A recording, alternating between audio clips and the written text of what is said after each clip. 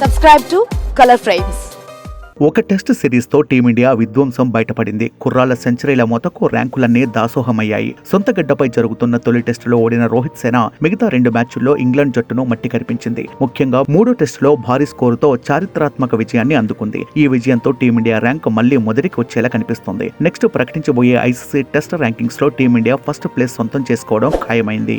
దీంతో 3 ఫార్మెట్లలో ప్రపంచంలోనే నెంబర్ 1 జట్టుగా అవతరించనుంది. నిజానికి వన్డే, టీ20 ఇంటర్నేషనల్ లో టీమిండియా ఇప్పటికే నెంబర్ 1 లో ఉంది. ఇప్పుడు టెస్టుల్లోనూ నెంబర్ 1 గా అవతరించబోతుంది. గత ఏడాది ఐసీసీ టెస్ట్ ర్యాంకులో టీమిండియా నెంబర్ 1 స్థానంలో కొనసాగింది. అప్పుడు కూడా 3 ఫార్మెట్లలోనూ అగ్రస్థానంలో నిలిచింది. టీమిండియా చేతిలో ఆస్ట్రేలియా చిత్తుగా ఓడిపోవడంతో టీమిండియా 115 రేటింగ్ తో అగ్రస్థానంలో నిలిచింది. కాగా జనవరి 28న ఐసీసీ టెస్ట్ ర్యాంకింగులను ప్రకటించింది. టీమిండియా 2వ స్థానంలో ఉండగా ఆస్ట్రేలియా తొలి స్థానం దక్కించుకుంది. ఆస్ట్రేలియా 117 పాయింట్లతో మొదటి స్థానంలో ఉంటే భారత్ కూడా 117 పాయింట్లతో సమానంగా నిలిచింది. ఇప్పుడు ఇంగ్లాండ్ తో జరిగిన 2 టెస్టుల్లో భారత జట్టు భారీ తేడాతో విజయం సాధించింది.